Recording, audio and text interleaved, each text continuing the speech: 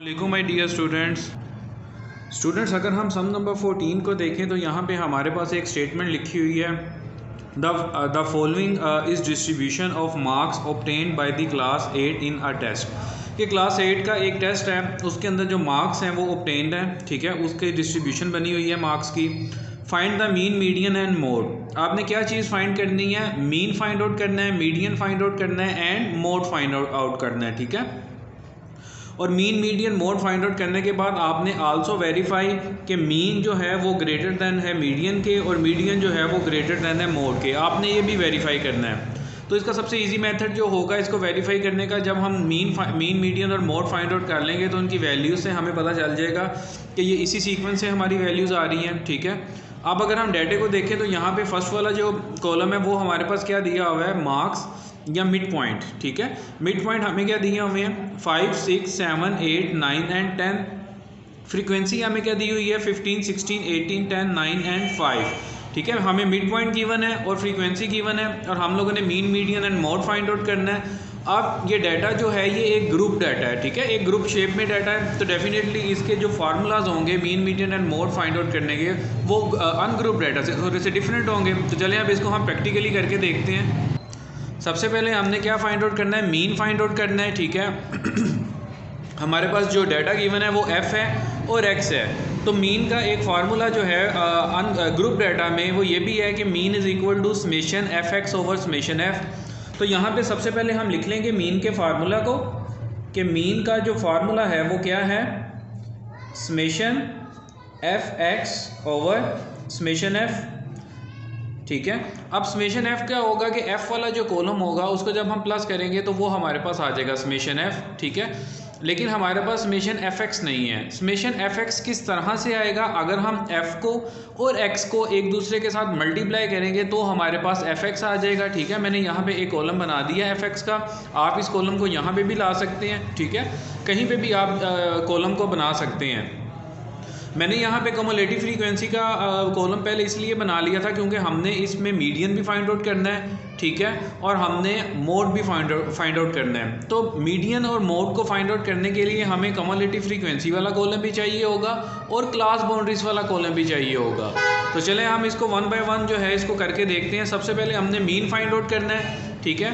Mean find out करने का formula है summation F X over summation F. अब हमारे पास एफ एक्स जो है वो मौजूद नहीं है, तो सबसे पहले हम एफ एक्स के कॉलम को कंप्लीट करेंगे। एफ एक्स का कॉलम किस तरह से आएगा? एक्स को एफ के साथ हम मल्टीप्लाई करते जाएंगे, ठीक है, और यहाँ पे आगे लिखते जाएंगे तो हमारे पास कौन सा कॉलम आ जाएगा?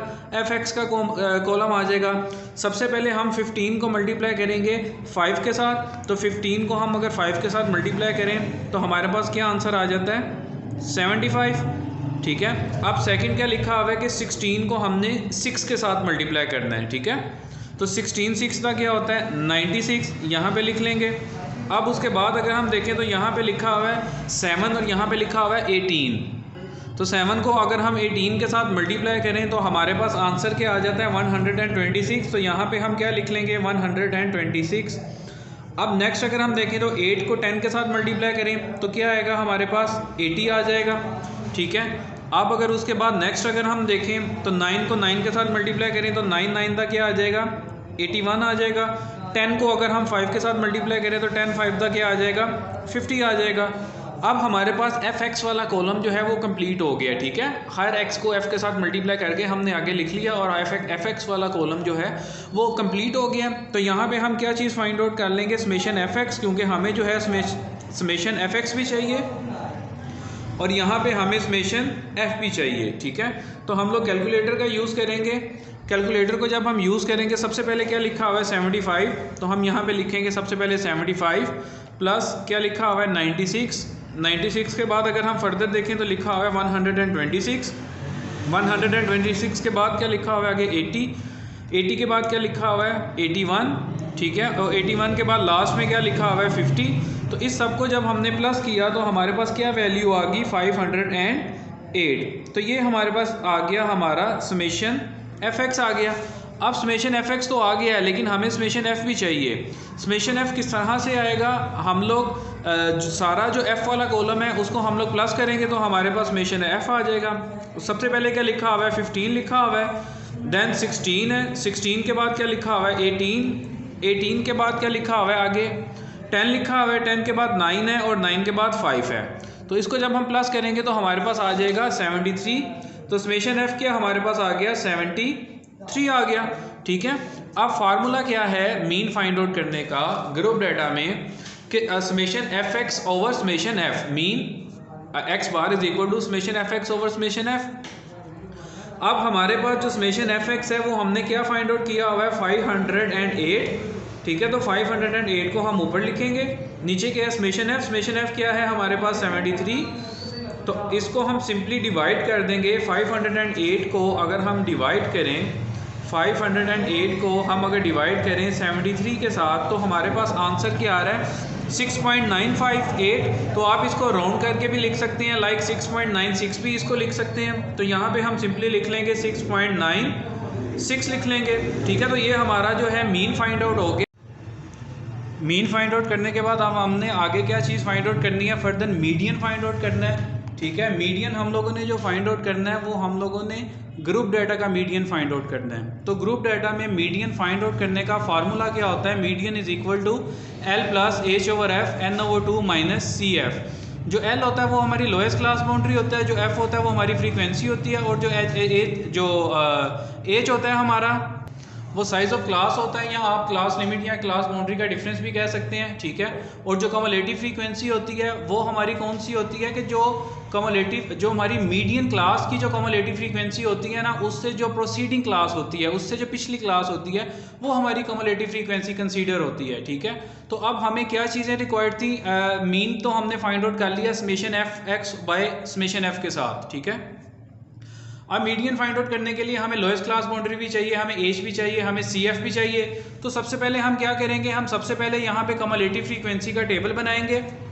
कम्युलेटिव फ्रीक्वेंसी का जो कॉलम है वो किस तरह से बनेगा, उसका मेथड वही है कि जो पहली फ्रीक्वेंसी होगी हमारी वही हमारी सबसे पहली कम्युलेटिव फ्रीक्वेंसी भी होगी।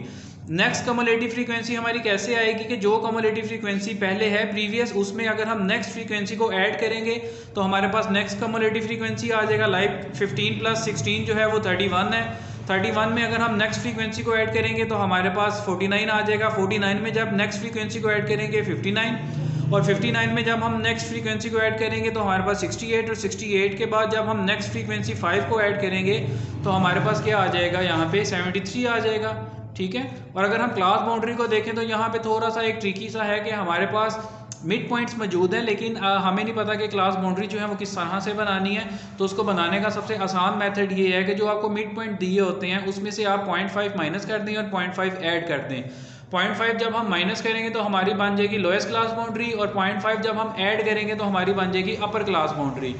तो 5 में से जब 0.5 हम लोग माइनस करेंगे तो हमारे पास आ जाएगा 4.5। तो ये हमारी बन जाएगी लोएस्ट क्लास बाउंड्री, और अपर जो होगी वो हमारी बन जाएगी 5.5। तो same as it is next जो होगी 6 लिखा हुआ है, तो 6 में से 0.5 माइनस करेंगे तो 5.5 और 6.5, और इसी तरह से फर्दर हमारी सारी जो क्लास बाउंड्रीज हैं हमारी कंप्लीट हो जाएंगी। तो अब हमें जो चीज़ें रिक्वायर्ड हैं फार्मूले में वो सारी की सारी इस चार्ट के अंदर मौजूद हैं। लेकिन हमें कैसे पता चलेगा कि इन सारे कॉलम्स में से या सारी रोज़ में से कौन सी ऐसी रो है कि जो हमारी मीडियन क्लास है। ठीक है, तो वो हमें किस तरह से पता चलेगा, वो हमें यहाँ से पता चलेगा कि हमारे पास जो n है, एक चीज़ आपने याद रखनी है कि n नंबर ऑफ वैल्यूज़ होता है, लेकिन अनग्रुप डाटा में ग्रुप डाटा के अंदर जो है हमारा जो समेशन f होता है वही हमारा n कंसीडर होता है।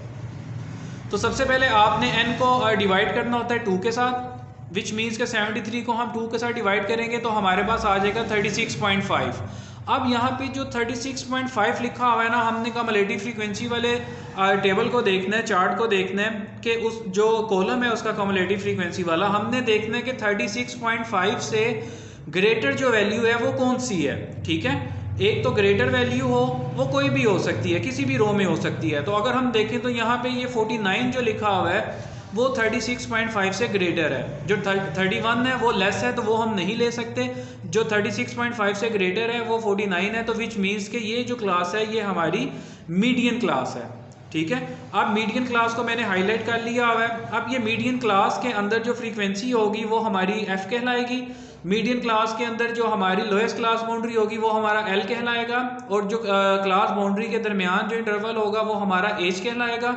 ठीक है। और कम्युलेटिव फ्रीक्वेंसी जो होगी वो हमारी कौन सी होगी कि जो हमारी मीडियन क्लास है उससे जो प्रोसीडिंग क्लास है, उससे जो पिछली जो क्लास है वो हमारी होगी कम्युलेटिव फ्रीक्वेंसी।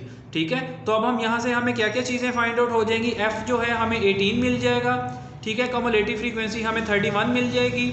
जो लोएस्ट क्लास बाउंड्री है वो हमें 6.5 मिल जाएगा। और एच जो है, ठीक है, जो इंटरवल है 6.5 और 7.5 का वो 1 है, तो वो हमें 1 मिल जाएगा। अब सारी वैल्यूज जो है हमने एज इट इज़ यहाँ पे फार्मूले में पुट कर देनी है। ठीक है। L की जगह पे 6.5, H की जगह पे 1, F की जगह पे 18, N/2 की जगह पे 73 डिवाइडेड बाई 2 माइनस जो कम्युलेटिव फ्रीक्वेंसी है वो 31। अब 73 को 1 को अगर हम 18 के साथ डिवाइड करेंगे तो हमारे पास आ जाएगा 0.06।